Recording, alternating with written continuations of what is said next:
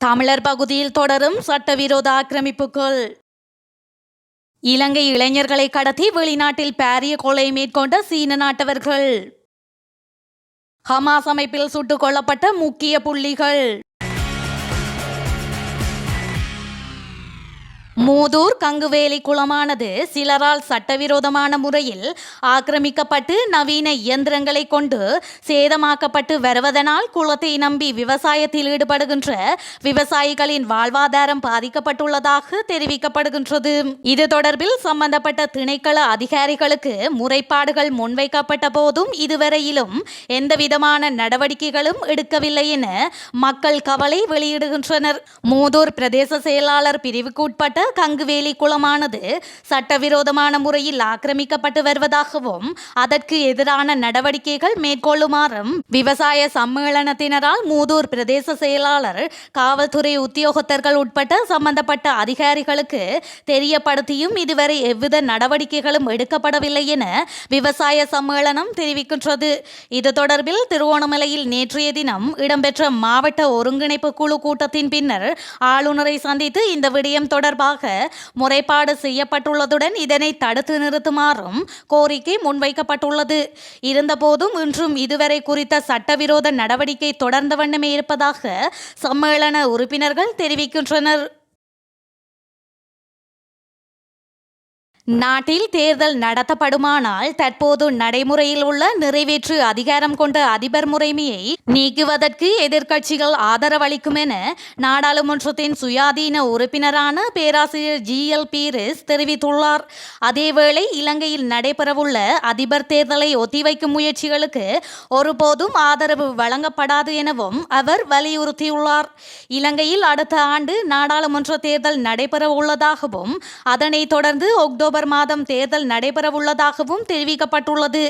இந்த நிலையில் தேர்தல் நடத்தப்படுமானால் தற்போது நடைமுறையில் உள்ள நிறைவேற்று அதிகாரம் கொண்ட அதிபர் முறைமையை நீக்குவதற்கு ஐக்கிய மக்கள் சக்தி மற்றும் மக்கள் விடுதலை முன்னணி தலைமையிலான தேசிய மக்கள் சக்தி ஆகியன ஆதரவளிப்பதாக தெரிவித்துள்ளன. இதனைத் தொடர்ந்து குறித்த தீர்மானத்தை தாமும் ஆதரிப்பதாக நாடாளுமன்றத்தின் சுயாதீன உறுப்பினரான பேராசிரியர் GL பீரிஸ் தெரிவித்துள்ளார்.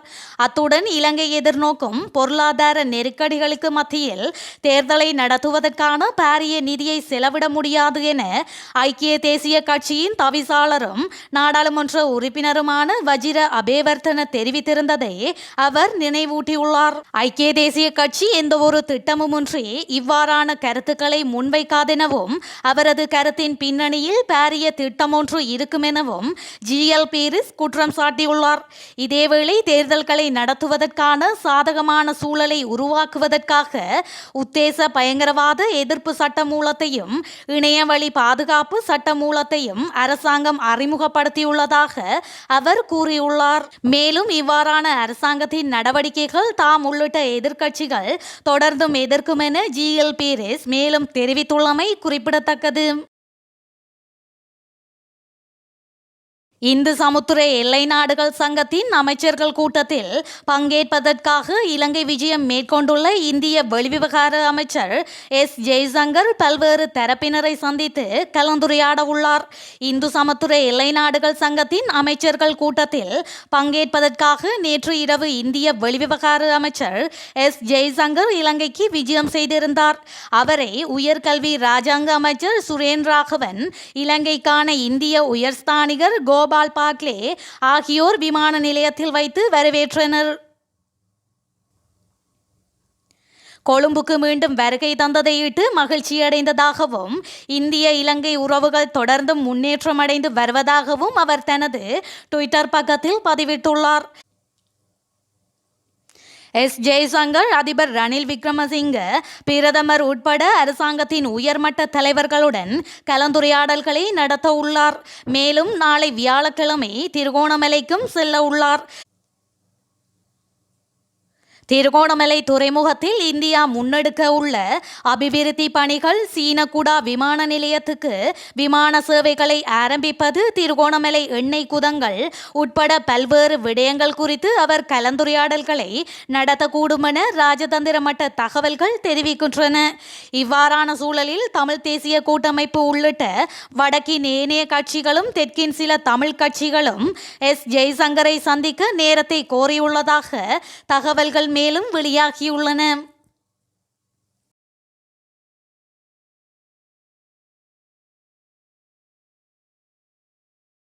இலங்கையில் இளைஞர்களை ஏமாற்றி மனித கடத்தலில் ஈடுபட்ட சீன பிரஜை ஒருவரை கடத்தல் விசாரணை மற்றும் கடல்சார் குற்ற விசாரணை பிரிவினர் கைது செய்துள்ளனர்.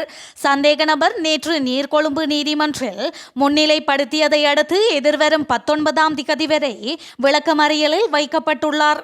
தகவல் தொழில்நுட்பத்துறையில் வேலை வாங்கி தருவதாக கூறி இந்த நாட்டை சேர்ந்த 70க்கும் மேற்பட்ட இளைஞர்களை தாய்லாந்துக்கு சுற்றுலா விசாவில் சீன நபர் ஒருவர் அனுப்பியுள்ளார். தாய்லாந்து சென்ற குழுவினர் பின்னர் சட்டவிரோதமாக அங்கிருந்து மியான்மர் மற்றும் லாவோஸ் ஆகிய நாடுகளுக்கு படகு மூலம் அனுப்பி வைக்கப்பட்டு அங்கு ஒரு கட்டடத்தில் சிறை வைக்கப்பட்டுள்ளனர். அப்போது அந்த நாட்டில் போலியான சமூக வலைதள கணக்குகளை உருவாக்கி பெண்களைப் போல் நடித்து பணக்காரர்களை தொடர்பு கொண்டு அவர்களின் வங்கிக் கணக்கு விவரங்களை பெறுமாறு அவர்களிடம் கூறப்பட்டது. அத்தோடு ஒரு நாளைக்கு இதுபோன்ற 3 நபர்களை தொடர்பு கொள்ள வேண்டும் என்றும் அவ்வாறு செய்யாவிட்டால் அவர்கள் மீது தாக்குதல் நடத்தப்படும் என்றும் சம்பந்தப்பட்டவர்களுக்கு மிரட்டல் விடுக்கப்பட்டுள்ளது. பின்னர் லோக் அரசாங்கம் தலையிட்டு குழுவை இலங்கைக்கு வரவழைத்ததுடன் சம்பவம் தொடர்பான விசாரணைகள் வர்த்தகம், கடத்தல் விசாரணை மற்றும் கடல்சார் குற்றப்புலனாய்வு பிரிவின் பணிப்பாளர் சிரேஷ்ட காவல்துறை அத்தியட்சகர் சமரகோன் பண்டாவிடம் ஒப்படைக்கப்பட்டுள்ளது. இதன்படி சம்பவத்துடன் தொடர்புடைய பிரதான ஆட்கடத்தல்காரரான சீன பிரஜை கைது செய்யப்பட்டு நீர்கொழும்பு நீதிமன்றில் முன்னிலைப்படுத்தப்பட்டு எதிர்வரும் 19ஆம் திகதி வரை விளக்கமறியலில் வைக்கப்பட்டுள்ளார்.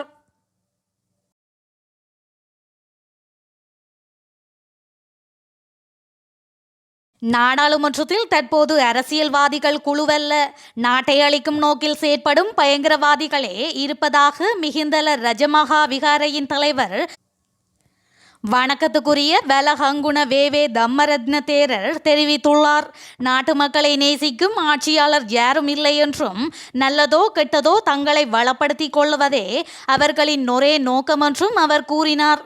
தேசிய பிக்குகள் ஒன்றியம் திப்பெட்டி தொடர்பான விஞ்ஞாபனத்தை அஸ்கிரி மல்வத்து பீடாதிபதிகளிடம் கையளித்ததன் பின்னர் அவர் இதனை தெரிவித்தார். அவர் மேலும் கூறியதாவது: தேசிய பாதுகாப்பு கூட கடுமையான அச்சுறுத்தலில் உள்ளது. சர்வதேச நாணய நிதியத்தின் விருப்பத்தின்படி ஆயுத படைகளின் எண்ணிக்கை 1,00,000 குறைக்கப்பட உள்ளது. குறைந்தபட்சம் காவல்துறை மா அதிபரையாவது நியமிக்க முடியாமல் அரசு உள்ளது. இந்த நாட்டுக்கு கேடு விளைவிக்கும் கட்சிகளை இல்லாதொழிக்க முயற்சிக்கின்றோம். நாம் எதிர்பார்க்கும் புதிய ஆட்சியில் ஜேஆரின் அரசியலமைப்பு முதல் அனைத்தும் ஒழிக்கப்பட வேண்டும். இந்த நாட்டை ஆள 225 பேர் தேவையில்லை, 25 போதும். 75 ஆண்டுகளாக ஆட்சியாளர்கள் நாட்டிற்கு என்ன செய்தார்கள்? நாட்டையே திவாலாக்கியதுதான் மிச்சம். எனவே நாட்டை ஆட்சி செய்யும் துரோக குழுவுடன் தொடர்பில்லாத புதிய அரசாங்கம் உருவாக்கப்பட வேண்டும். நாடாளுமன்றம் என்ற பழைய சேற்றில் கிடக்கும் அனைவரையும் அகற்றிவிட்டு புதிய தலைமைத்துவத்தின் கீழ் நாட்டை கட்டியெழுப்ப வேண்டும் என்பதே எங்களின் ஒரே நம்பிக்கை என அவர் மேலும் தெரிவித்தார். காசா பகுதியில் நேற்றிரவு நடத்தப்பட்ட ஆளில்லாத விமான தாக்குதல்களில் ஹமாஸின் பொருளாதார அமைச்சரும் ஹமாஸின் அரசியல் குழுவின் மற்றொரு மூத்த உறுப்பினரும் கொல்லப்பட்டதாக இஸ்ரேல் பாதுகாப்பு படைகள் தெரிவித்துள்ளன. ஜவாத் அபு ஷமாலா என்பவரே இஸ்ரேல் படையினர் நடத்திய ஆளில்லாத விமான தாக்குதலில் கொல்லப்பட்டவராவார். ஹமாஸ் அமைப்பின் நிதி விவகாரங்களை முழுமையாக நிர்வகித்து வந்த இவர் காசா பகுதிக்கு உள்ளேயும் வெளியேயும் ஹமாஸ் அமைப்புக்காக நிதி திரட்டியவர் என இஸ்ரேல் ராணுவம் கூறியதாக டைம்ஸ் ஆஃப் இஸ்ரேல் தெரிவித்துள்ளது. இரண்டாவதாக ஜஹாரியா அபு மொயமர் ஹமாஸ் அமைப்பின் உள்ளுறவுகளின் தலைவர் என்று இஸ்ரேல் படைத்தரப்பு தெரிவித்துள்ளது. அவர் ஒரு மூத்த ஹமாஸ் அமைப்பின் முடிவெடுப்பவர் மற்றும் காசா பகுதியின் அமைப்பின் குழுக்களிடையே ஒருங்கிணைப்பாளராக இருந்தார். அவர் ஹமாஸின் காசா தலைவர் யஹா சின்வாருக்கு நம்பிக்கைக்குரியவராகவும் அமைப்பின் சிரேஷ்ட தலைவர்களில் ஒருவராகவும் இஸ்ரேல் அரசுக்கு எதிரான பல தாக்குதல்களை திட்டமிடுவதிலும் ஈடுபட்டவர் என்று இஸ்ரேல் இராணுவம் மேலும் தெரிவித்துள்ளது. இதேவேளை இந்த தாக்குதலில் மேற்படி இருவரும் கொல்லப்பட்டதை ஹமாஸ் அமைப்பு உறுதிப்படுத்தியுள்ளமையும் குறிப்பிடத்தக்கது.